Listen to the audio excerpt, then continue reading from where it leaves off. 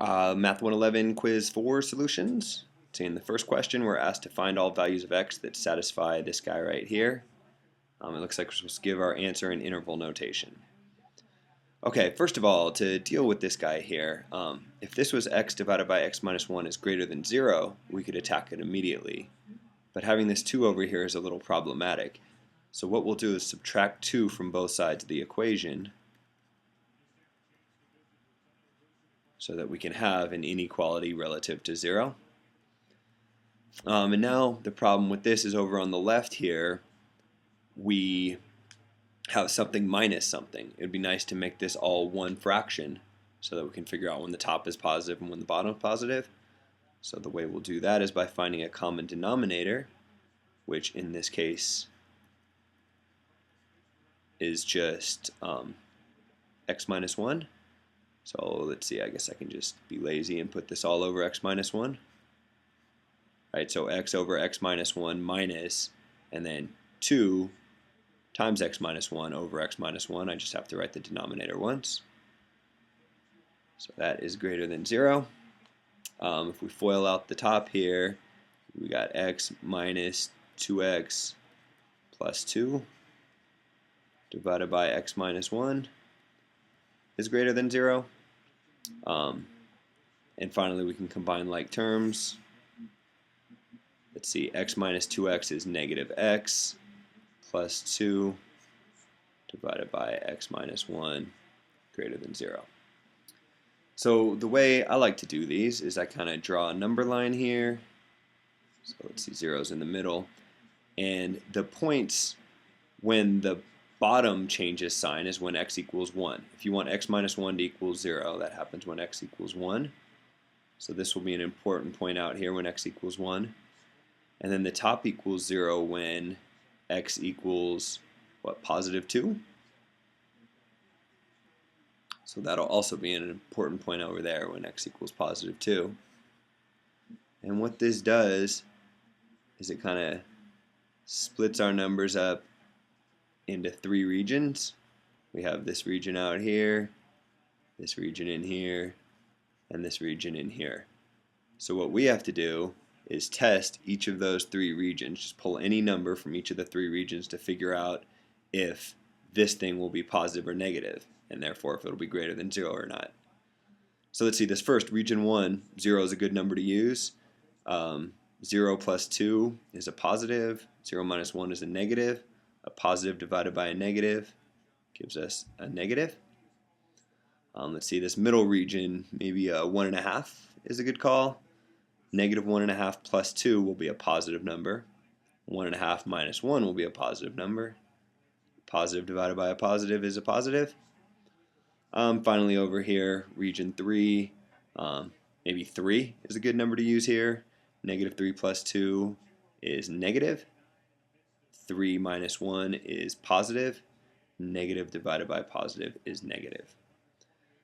So what we just figured out is that this thing over here is only positive in this region right here. So it's only greater than 0 in this middle region right here between 1 and 2. So our final answer will just be from 1 to 2. We'll use parentheses instead of brackets because it's just greater than, not greater than or equal to. And it did want interval notation. So we can leave our answer something like that. All right, question 2, the circles question. Find the distance between the centers of the following 2 circles.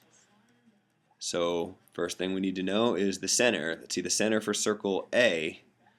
Circle A is already in a nice form, right? Maybe I should go one step further. We could call this x squared plus y squared equals 9. Or I guess if you really want to beat it to death, x minus 0 squared plus y minus 0 squared equals 9. So this right here will be the equation of the circle whose center is at 0, 0 and whose radius is 3. So center A is at 0, 0. And circle B, let's see, we'll do this guy down here. It's not in quite as nice of a form. X squared, what do we got? 8x and y squared and negative 6y, and then a minus 999, okay, over there equals 0. And I'll kind of write them like this so that maybe it's easier to see as we complete the square here. So x squared plus 8x, we can change that to x plus 4 squared. But the problem with x plus 4 squared is it's x squared plus 8x, and then we'd have an extra 16 down here. So we better subtract that 16. Let's see, y squared minus 6y, again completing the square, we'll get y minus 3 squared. But the problem with y minus 3 squared is it's y squared minus 6y plus 9. So we subtract that 9 to make it equal to what we have up here. And there's still this minus 999 equals 0. And I guess we should go one step further, although at this point you might already be able to see what the answer is. Let's see, we have negative 25 here and negative 999. If we add that all over to the other side, I think we get 1024. But actually what we get here doesn't matter at all, because all we want to know is where the center is. And we have enough information to find out where the center is. The center will be at negative 4, positive 3. If you remember, our circle formula is x minus the x-coordinate of the center and y minus the y-coordinate of the center. So let's see, we're still not done, but we're getting a lot closer. Now we have these 2 points, and the question is just what is the distance between these 2 points? Well, if you think about distance using Pythagorean theorem, a squared plus b squared equals c squared. The difference in the x-coordinates here, 0 and negative 4, is 4. So 4 squared plus the difference in the y-coordinates here, 3 and 0 is 3, is equal to the distance squared.